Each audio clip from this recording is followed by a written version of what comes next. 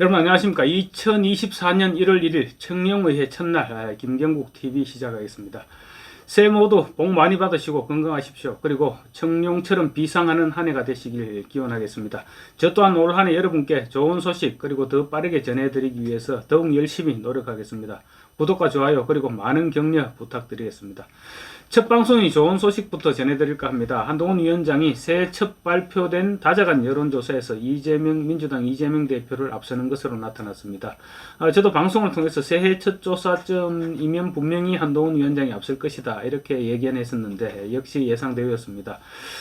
오늘 중앙일보에 따르면 한국갤럽에 의뢰해서 실시한 여론조사에서 앞으로 우리나라를 이끌어갈 정치 지도자, 즉 장래 대통령감으로 누구를 생각하느냐, 누가 좋다고 생각하느냐 이런 질문에 응답자의 24%가 한동훈 위원장을 그리고 22%는 이재명 대표를 선택했습니다.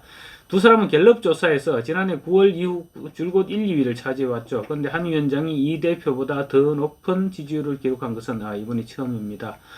한 위원장이 지난 6월 11%였다가 한 위원장은 꾸준히 상승해서 지금 24%까지 약 반년 만에 13%포인트 올랐습니다. 그런데 이 대표는 지난 6월 22% 이후 계속 등락을 반복하다가 지금 그대로 22%에 머물러 있습니다. 지난달 8일 여론조사에서 이재명 대표가 19%, 한동훈 위원장이 16%였습니다. 오차 범위 이내이긴 하지만 3%포인트 차이로 이재명 대표가 앞장서 있었죠. 그런데 이번 조사에서 결국 뒤집어진 것입니다. 앞으로 아마 그 격차는 더욱 벌어질 것입니다. 왜냐하면 한동훈 위원장은 지금 막 취임을 했고 지금 아마 그래서 밴드웨건 효과가 상당 기간 지속될 것으로 보입니다. 그런데 지금 이재명 대표는 사법 리스크를 비롯해서 당내 갈등 요인 하여튼 여러 가지 악재만 지금 계속 남아 있는 상태입니다. 그래서 이재명 대표는 상승 요인이 거의 없다, 지지율 상승 요인이 거의 없다 이렇게 봐야 될 것입니다.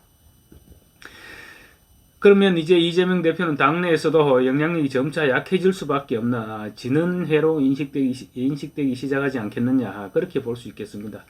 이번 조사에서 김동연 경기지사, 안철수 국민의힘 의원, 오세훈 서울시장, 그리고 원희룡 전 국토교통부 장관, 유승민 전 국민의힘 의원, 이탄희 민주당 의원 모두 1%대로 나타났습니다. 그러니까 결국은 양강으로 지지가 굳어지는 것이죠.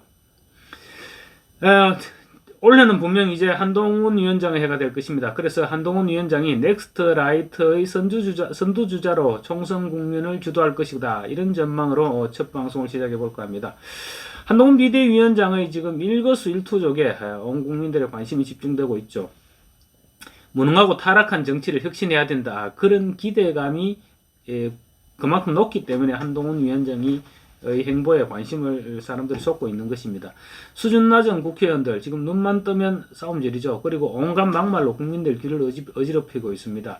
대한민국 미래에 어찌됐건 정파의 이익에만 몰두하는 86운동권 정치들, 그리고 다수당의 일방적 횡포에 소수 여당은 오직 거부권에, 대통령의 거부권에 기대야만 이런 비정상적인 현실, 이런 부분들을 어떻게든 혁신해야 되는데, 그렇다면 누가 어떻게 혁신할 것이냐, 이 물음에 대해서 아무도 대답을 하지 못했습니다. 답이 없었던 것이죠.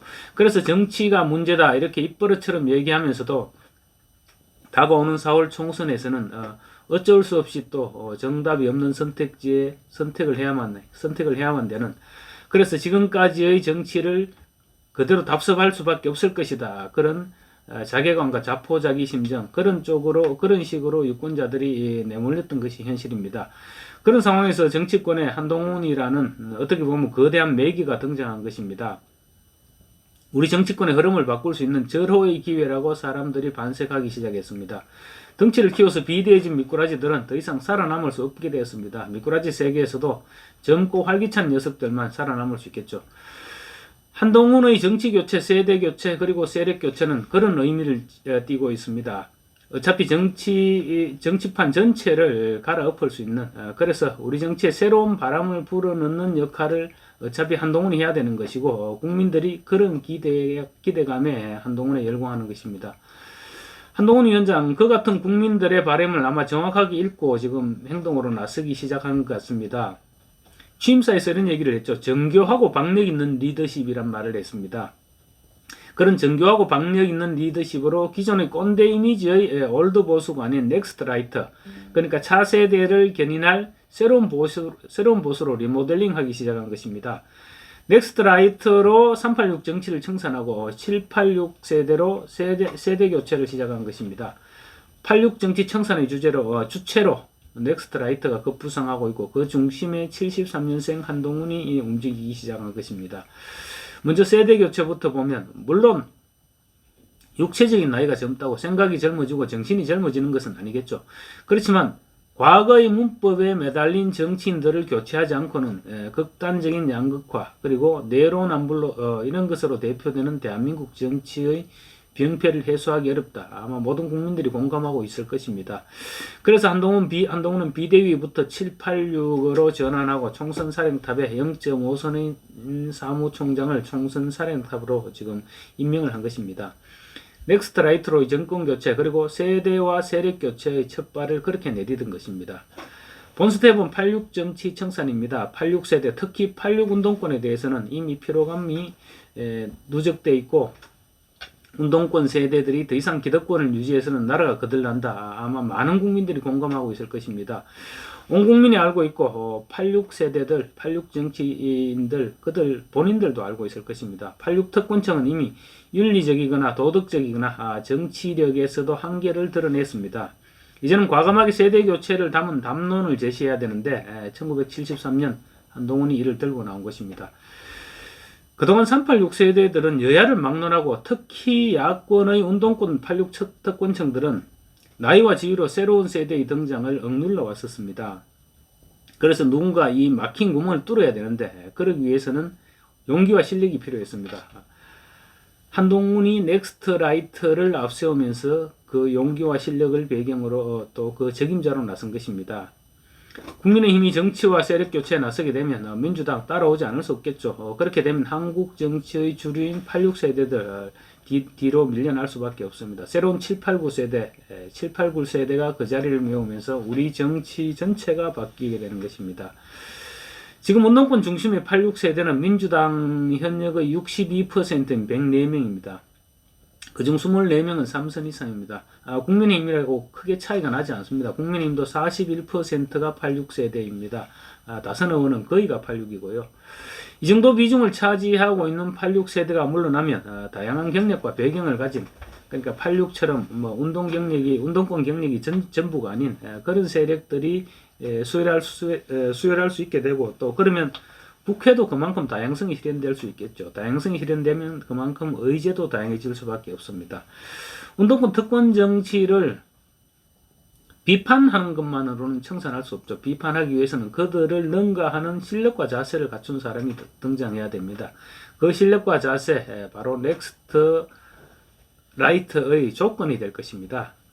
일단 한 위원장이 넥스트 라이트의 선두주자로 넥스트 라이트를 이끌면서 그들과 함께 4월 총선을 주도하게 될 것입니다. 넥스트 라이트는 사람만 바꾸는 것이 아니라 보수의 의제도 다양하게 확장해야 됩니다. 한 위원장은 취임사에서 여러 가지 의제를 제시했습니다.